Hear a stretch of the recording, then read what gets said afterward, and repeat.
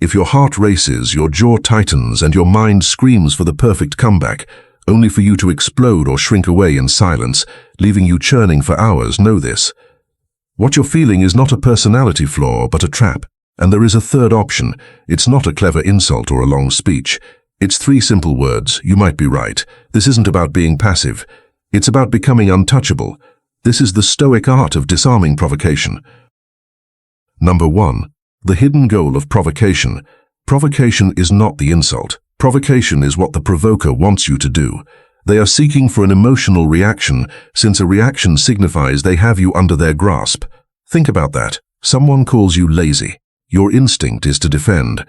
I work 60 hours a week. Now you're explaining, justifying, playing their game. They have won without lifting a finger. This was obvious to Epictetus, the famous Stoic instructor, who had been a slave all his early life. He recognized that an insult only works because we allow it to work. As he said so strongly, it is not he who reviles or strikes you who insults you, but your opinion that these things are insulting.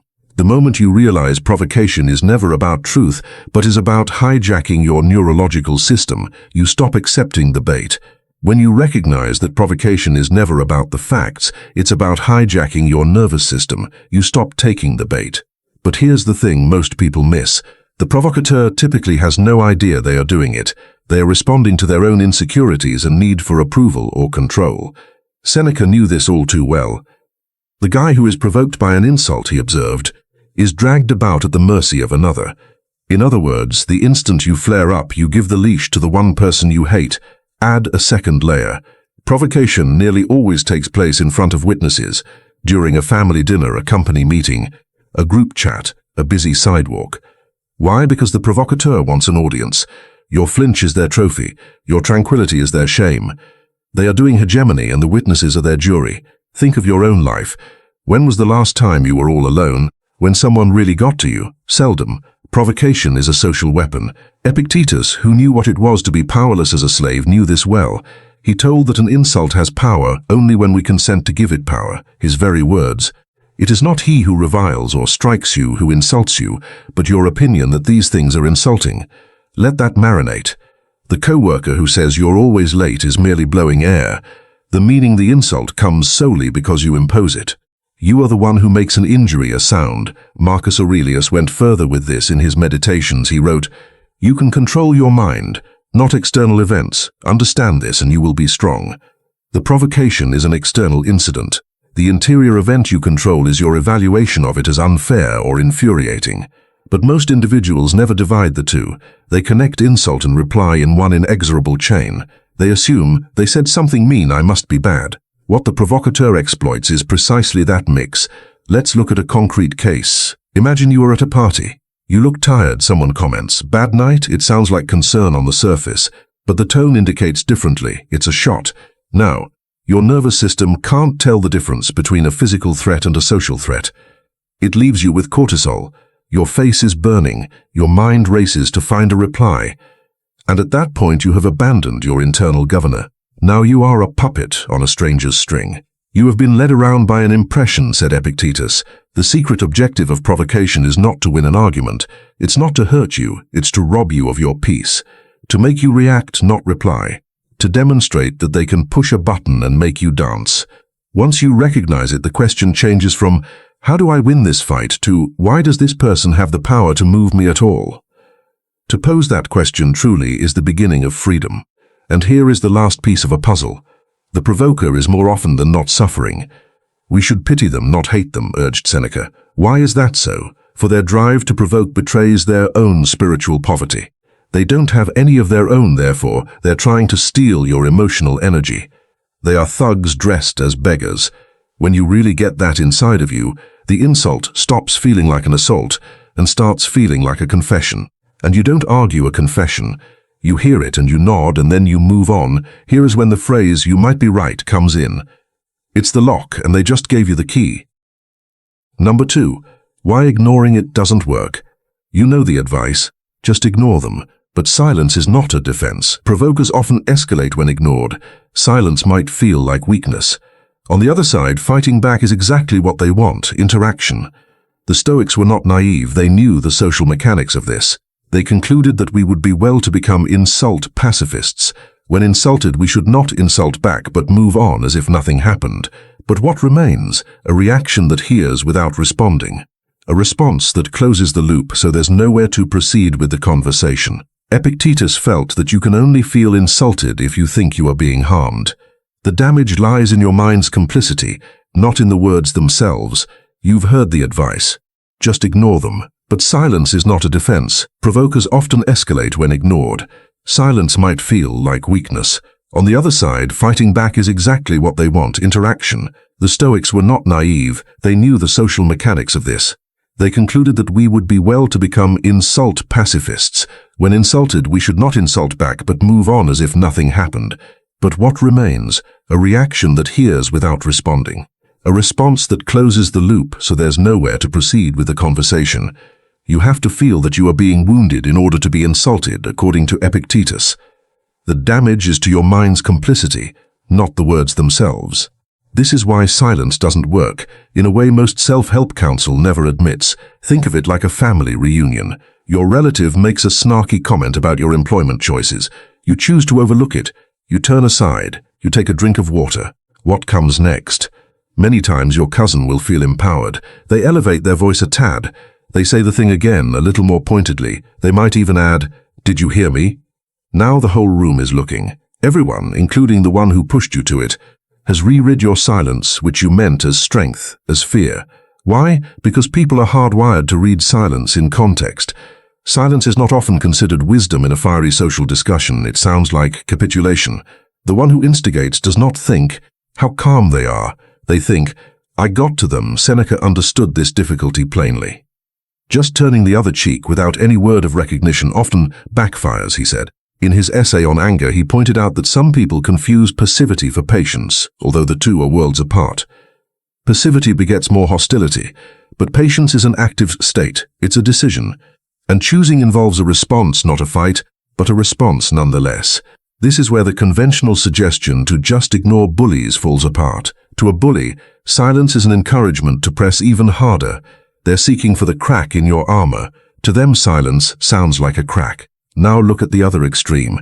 Fighting back, you repay the favor, you match their vibe, you fight to win. What happens now? The provoker gets what he sought, a sparring partner. They are validated now. The exchange becomes a duel, and duels have no winners, only degrees of damage. As Marcus Aurelius observed, that is the best retribution, to be unlike him who caused the hurt. But if you fight back, you become them. You go down to their arena, you play by their rules, and you lose your own persona in the process. Epictetus was more blunt. If you are told that someone spoke ill of you, do not make excuses about what was said, but answer, he did not know my other faults, or he would have mentioned them. That is a kind of sarcastic detachment. It feels the insult and does not resist. It utilizes humor and self-awareness to disarm, not to retaliate. So where does that put us? Silence is not enough. It's too costly to fight back. The Stoics suggested a third path, the active neutral response, not ignoring.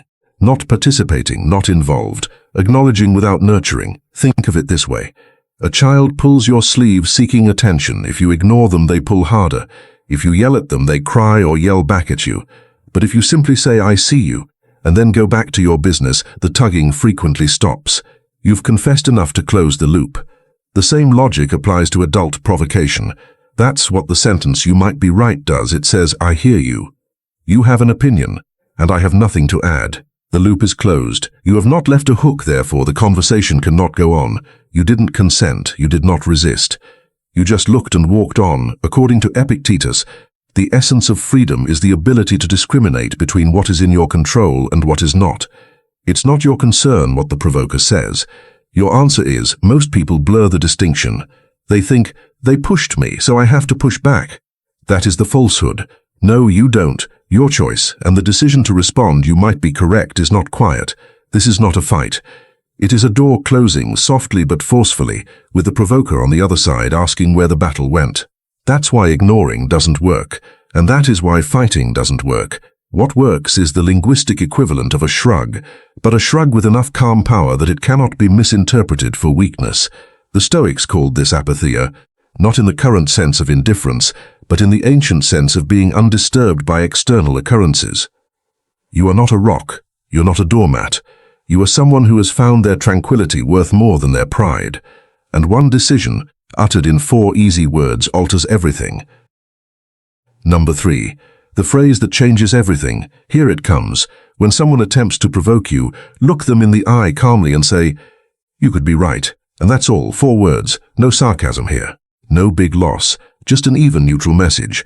Sounds too simple. Just wait and observe what occurs.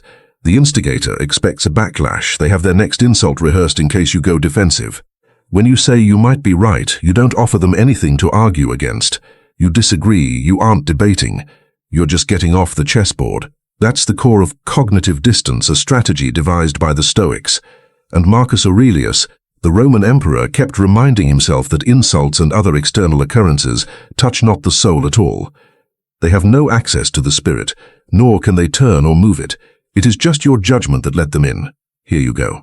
When someone attempts to provoke you, look them in the eye calmly and say, "You could be right," and that's all. 4 words, no sarcasm here, no big loss, just an even neutral message. Sounds too simple. Just wait and observe what occurs. The instigator expects a backlash. They have their next insult rehearsed in case you go defensive. When you say you might be right, you don't offer them anything to argue against. You disagree. You aren't debating. You're just getting off the chessboard. That's the core of cognitive distance, a strategy devised by the Stoics. Marcus Aurelius, the emperor of Rome, was always reminding himself that exterior occurrences such as insults do not touch the soul in the least. They have no avenue to the soul, nor can they turn or move it. They only let you in if you think they need to. Now let me demonstrate to you why these 4 words are so devastatingly powerful. The provoker enters the interaction with a script. Their script in their head is as follows: insult first. Step 2, observe you attack or defend. 3, depending on how you feel, follow up with an insult. Step 4, appreciate the feeling of having controlled you. That's all the script they've got. When you say you might be right, you rip up the script on the fly. You don't say the lines they wrote for you.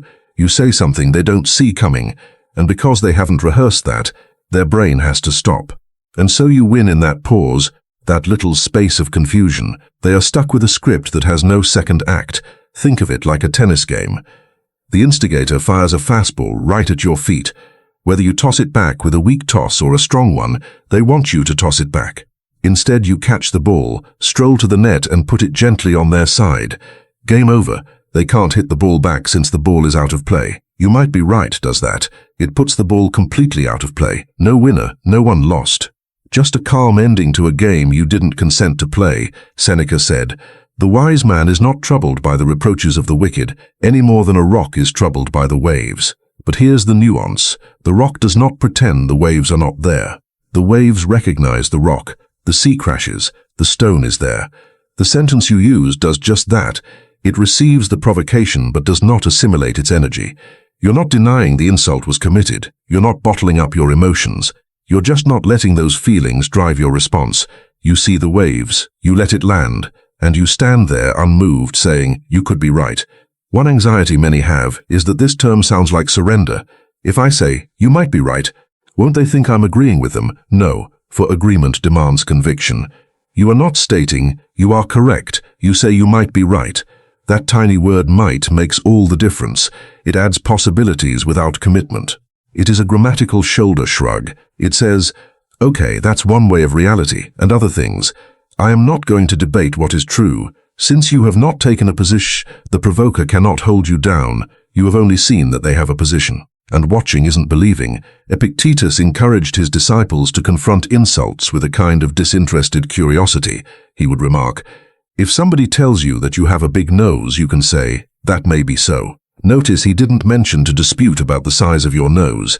He never said disregard it. He said you should take the observation as an observation, nothing more. That is the old origin of "you may be right." It is the verbal version of an eyebrow rise. It says interesting, and then there is no "and" here. The sentence stops. You did not offer a next line, so the chat ends. Here's a practical summary of how to deliver the phrase. 1. Eye contact, no aggressive staring, just continuous, relaxed eye contact. Secondly, tone. Flat, dull, like you were reading a shopping list, no warmth, no chill, no feeling at all.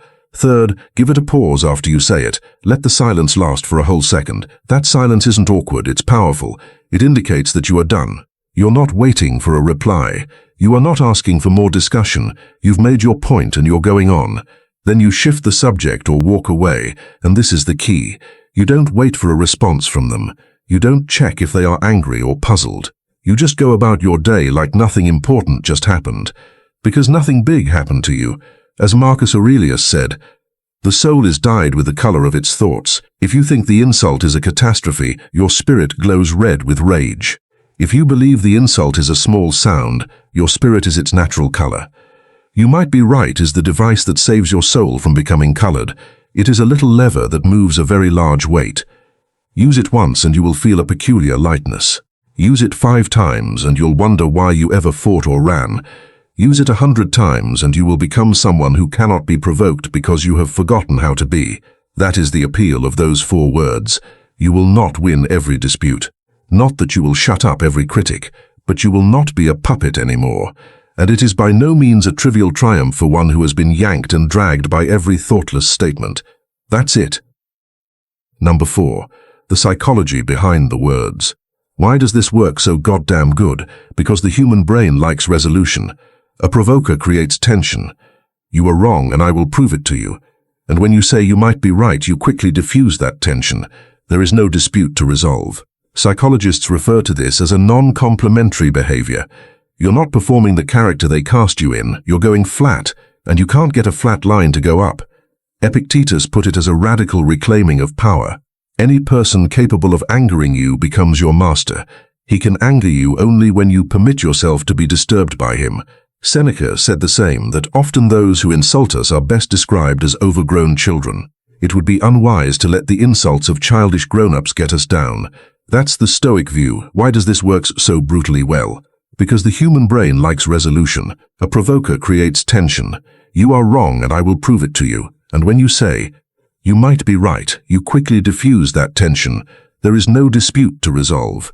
Psychologists refer to this as a non-complementary behavior. You're not performing the character they cast you in. You're going flat, and you can't get a flat line to go up.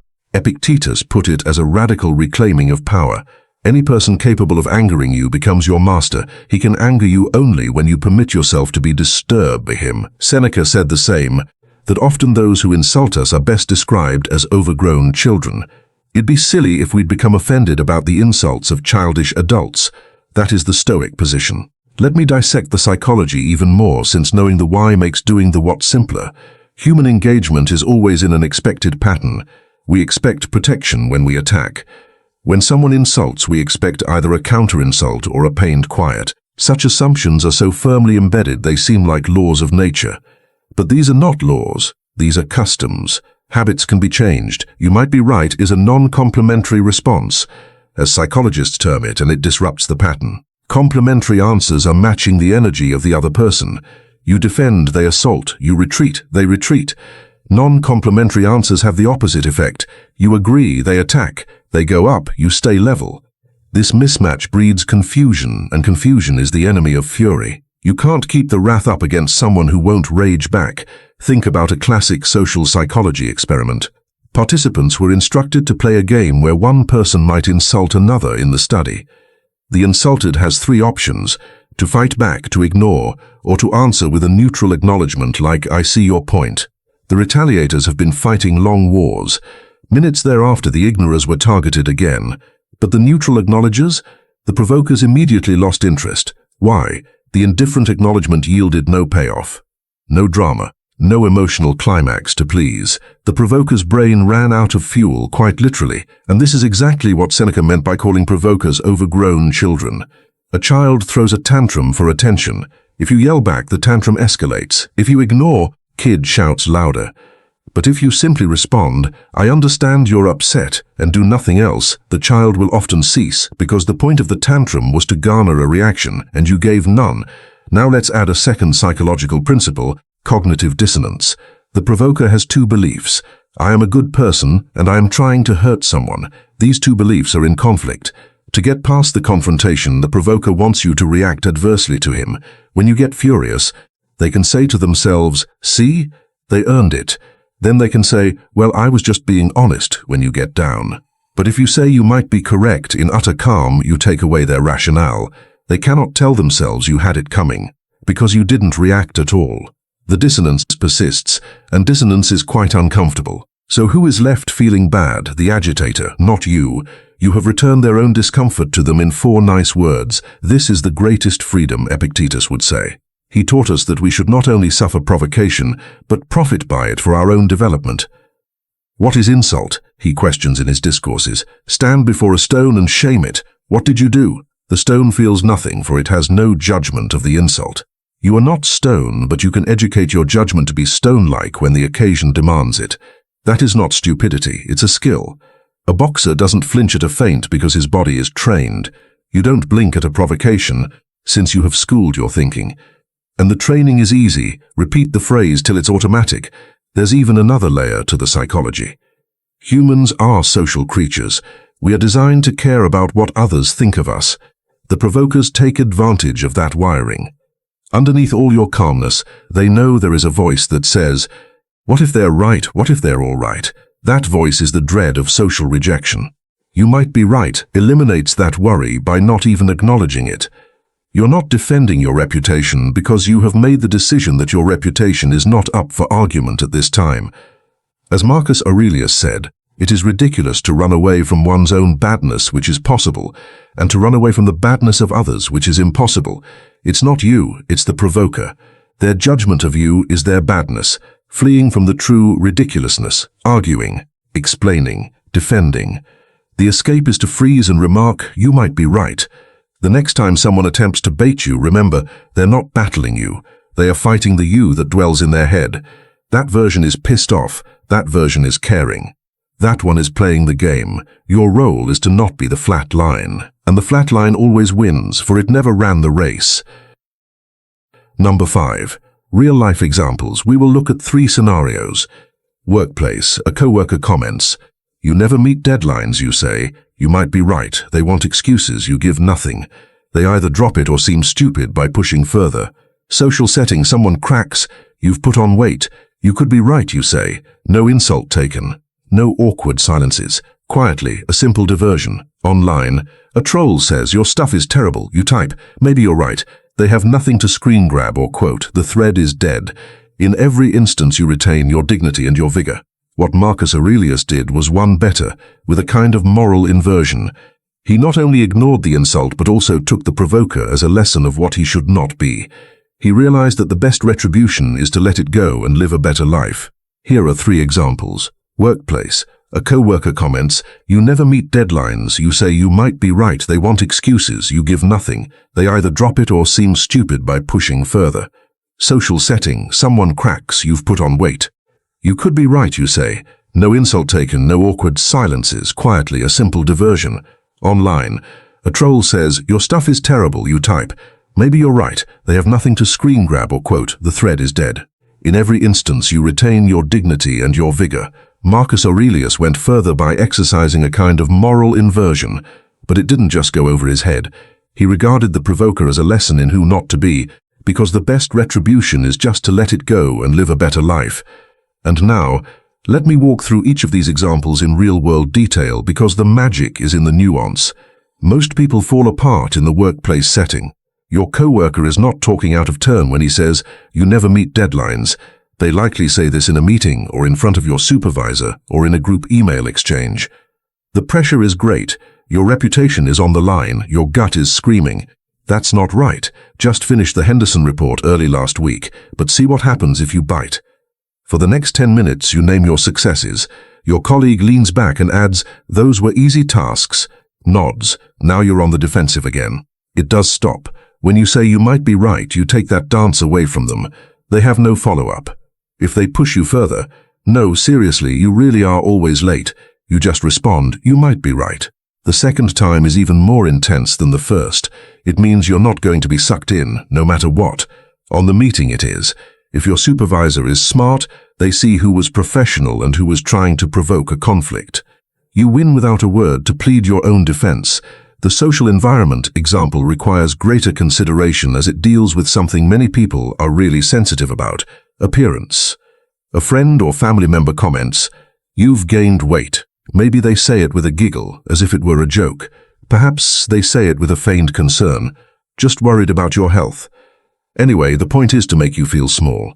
The usual response is either defensive, "I've been stressed, okay?" or to retaliate, "Look who's talking." They are both snares. The defensive reaction will likely bring more unsolicited advice. The counterattack sets off a fight at the dinner table. "But you might be right" achieves something spectacular. It confesses observation without shame. It says, "Yes, that's a statement about my body, and I'm not going to treat it as an emergency." The provoker is left with their own awkwardness. They'd expect you to fidget. You nod, nevertheless. The talk goes to pieces. Somebody brings up the weather. You have held your peace and your authority. Epictetus would approve. If you hear that you are not a good speaker, say, "Perhaps not," and continue along. He realized that your perception of your body was the only one that mattered. In the online case, the phrase becomes a superpower. The internet is a machine for provocation. Trolls live for engagement. For them, every angry comment, every defensive thread, every screenshot of a heated debate is fuel. They want you to compose a paragraph about why your content is genuinely good. They want you to call names. They want you to block them in public so they can claim success. But when you say, "You might be right," you leave them with nothing. They can't screenshot that and make you look dumb. They can't take things out of context. They got no hook. Most trolls will just move on to an easier victim. You disregard the ones who continue. See, even you admit your content is horrible. You have made your point already. You owe them nothing more. Seneca wrote, "The best way to avenge yourself is not to be like that enemy. The greatest approach to avoid be like the troll is to refuse to do rage online. Stay cool, stay calm, stay alive." And it works all the time. Now let me add a fourth example that people don't always think about, a love connection. You're in a dispute and your spouse says, "You never listen to me." The conventional answer is, "That's not true. I listened to you go on about your day for 20 minutes. But defense is not connecting. Defense gets stronger. Or try, "You might be right." Say it quietly. Like, really, here's the secret. In close relationships, "You might be right" is not a weapon. It is a peace gift. It reads, "I hear that you think you have no voice. And even if I don't agree completely, I respect that your feeling is real." This is not like the other examples. In a relationship, the provocation is often a scream for connection hidden in fury, and saying, "You may be right" might diffuse the dispute and open the way to a true conversation. This the Stoics understood.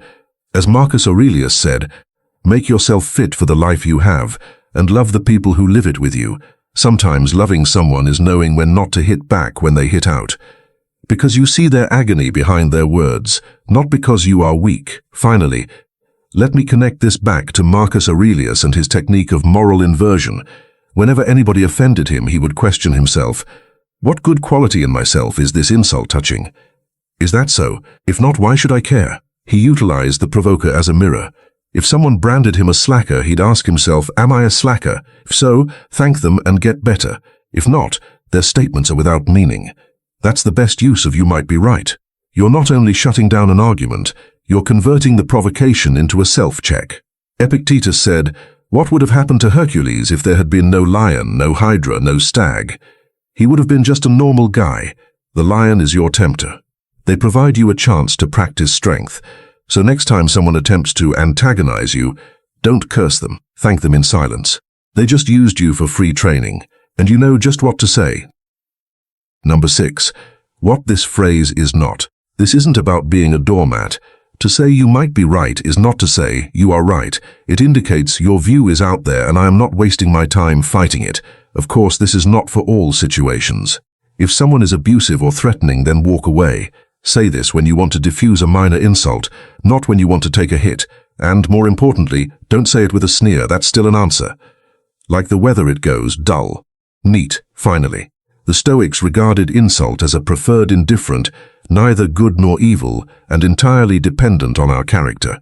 For them, to play out their fury for an audience of one, the provoker, was the ultimate giving up of the self. This isn't about being a doormat. To say "you might be right" is not to say "you are right." It indicates your view is out there and I am not wasting my time fighting it. Of course, this is not for all situations. If someone is abusive or threatening, then walk away. Say this when you want to diffuse a minor insult, not when you want to take a hit. And more importantly, don't say it with a sneer. That's still an answer. Like the weather, it goes dull. Neat. Finally. For the Stoics, insults were a preferred indifferent. neither good nor harmful in themselves, but entirely dependent on our character. For them, the ultimate surrender of the self was to act out wrath for an audience of one, the provoker. I want to be very clear about the bounds, because the abuse of this phrase can do more bad than good. First, this is not an instrument of abuse. If someone is yelling at you, threatening you, insulting you in a pattern of control, or physically intimidating you, don't say you might be right. It would be dangerous. When this happens, the right thing to do is to walk away, set a strong boundary, or seek assistance. The term is designed for low-stakes social provocations, the snarky comment from a coworker, the passive-aggressive comment from a relative, the random troll online. It is not for real enmity but for the friction of life. Seneca himself observed, "In war anger is not useful, for it is rash and uncontrolled." But he also realized that occasionally you got to run from a burning building. Know the diff. Secondly, it's not about bottling up your emotions. Stoicism is sometimes mistaken for being insensitive to feeling by people. That is not right. Like everyone else, the Stoics felt rage, hurt, and fury. What they did was not allow those feelings to govern their behavior. When you say you might be right, you're not pretending you don't feel the sting. You can sense it. You know it in your heart. Then you choose a reaction that supports your serenity, not your pride. This, said Epictetus, was like a dog attached to a moving cart. The dog can be dragged or run happily with the cart. Either way, the wagon is in motion. The cart is the offense. You can't stop it. But you may decide if you want to run willingly or be dragged. You might be right is running voluntarily. It is a proactive decision, not a passive resignation. Thirdly, don't regard this phrase as sarcasm. Sarcasm is a punch in the face. And it's provocative to say you might be right while rolling your eyes or in a sing-song voice. You just changed the gun.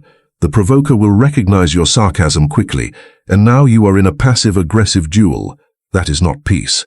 That's war in a different form. The phrase must be said with absolute objectivity. Imagine a doctor telling you the results of your test. No luck, no sad. Fact. Pure, that is your template.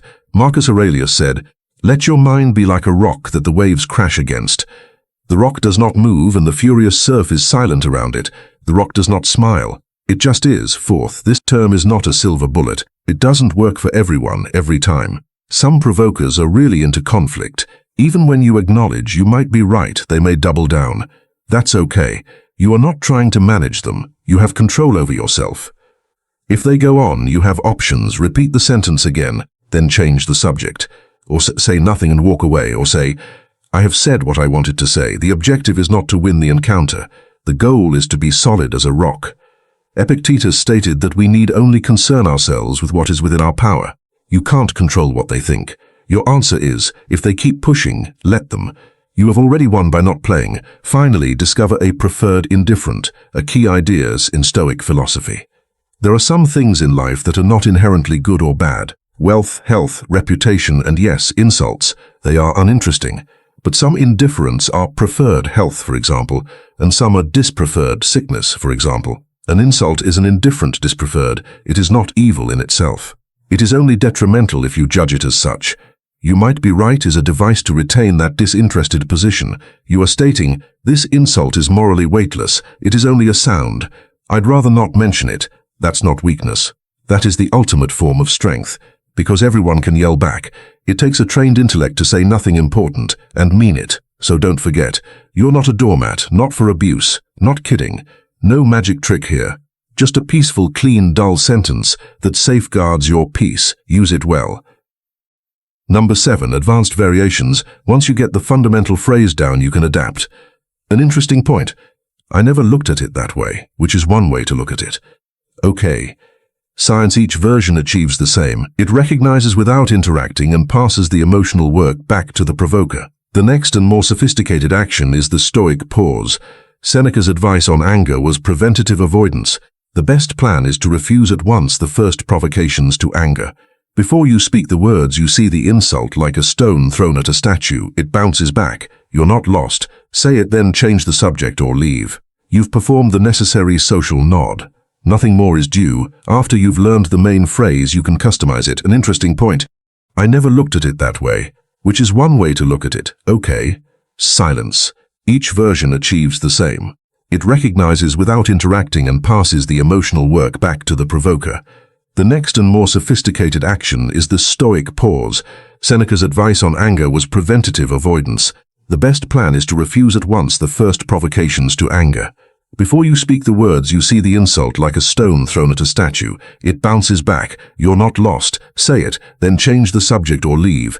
You have paid the requisite social nod. There's no more to be done. Now let me expand on these variants, since the more tools you have, the more effortlessly you will deflect. Interesting point. This is effective in professional contexts. Sounds like something out of a book. You are interpreting their baiting as a data point, not as an attack. It is a sign that you have heard them, you have taken note of their comment, and you are continuing. No feeling. Just wondering. At first the provoker is typically curiously complimented, and then perplexed when you don't continue. That's your win in that confusion. Never thought about it in that light. This variant is a little softer. That means you've never heard it before, which is nearly never the case, but there is the genius. You are telling a lie. You're just not validating or invalidating. You are entering a neutral zone where you cannot be reached by their words. This phrase works very well for passive-aggressive remarks. You dress. Interestingly, answer, "I never thought of it like that." Then smile softly and shift the subject. They have no retort because you agreed with nothing and refuted nothing. That's one way to look at it. Here the most blatant statement of subjectivity. You're saying, "Your view is there, so do all the others. I'm not picking yours." It is polite, firm and bulletproof. Use this when someone is trying to pass their opinion off as reality. "This project is a disaster." Reply, "That's one way of looking at things." You have not accepted the premise, and so the conversation ends. You only pointed out that their approach is one of many ways. Epictetus would have been in agreement. It is not things that upset people but their judgments about things. You refuse to accept their judgment. All right, and then silence. This is the stripped-down version. One word, for no reason. No more follow-up, then you just shut up. The weapon is the silence after the okay. It invites the prompter to fill in the gap. Most will either repeat themselves, making them look desperate, or back off. The quiet says, "I have nothing more to add, for there is nothing more needed." It requires practice since quiet is uncomfortable. But discomfort is the provoker's turf, not yours. Sit in the quiet. Let them writhe. As Seneca said, silence is a lesson from the suffering of speech. What he meant was that we often talk too much in defense. The highest class is silence. Let me now explain in detail what I call the Stoic pause. And before you speak, you breathe in deep. In that breath, you see the insult as an item, a stone, a rotten tomato, a piece of paper. You see it coming at you. Then you see it strike an unseen shield 1 inch from your body. It ricochets and drops to the ground. You're not broken. That visualization is under 2 seconds. But that changes the whole game. It breaks the automatic reaction pattern. It tells your nervous system that you are safe. Then you pronounce your chosen phrase, only then. Marcus Aurelius did something similar. He would see the provocateur as a character in a play, and the insult as a line in a screenplay. He would ask himself, "Is this worth my response?" Usually the answer was no. The last advanced step is understanding when to walk away. When you pronounce your phrase, you're finished. Hesitate not. Don't wait for their answer. Don't check to see whether they're offended. Rotate your body. Start a chat with someone else. Grab your coffee. Check out your phone. The interaction ends with a physical turning away. You've made the necessary social nod. Nothing else is owed. Epictetus stated, "If you wish to be improved, be content to be thought foolish and stupid in regard to external things." For the provoker, to turn away after a steady acknowledgement may seem silly. That's okay. You're not training for their approval. You are practicing for peace of mind. If you want to add a little comedy without being aggressive, one more advanced variation, I'll add that to the file, or noted, or duly registered. These terms treat the insult as a piece of administrative paperwork. They are so comically bureaucratic that the person being provoked often laughs or walks away in bafflement. A gentle humor might be a kind of stoic detachment. But watch out. Humor can turn sarcastic. Stay dry, be brief, so go on, try these variants out loud. Say them in front of the mirror. Say them in the automobile. The more it becomes muscle memory, the less you will freeze in the moment. And remember, you are not trying to win. You are trying for freedom. These words are merely the keys of the lock. The next time someone attempts to pick a fight with you, remember, they're not the issue. All you can do is control your reaction. The power is yours. You may be right. 4 words that spare you hours of regret. Arguments that go nowhere and peace of mind that no one can steal. The Stoics realized that real strength is not rough. They are tough with their own limits. and soft with their capacity to absorb the world without being broken by it. The strongest thing to say is not a scream or a sermon. It's the most disinterested, quietest, calmest sentence you can come up with. Use it.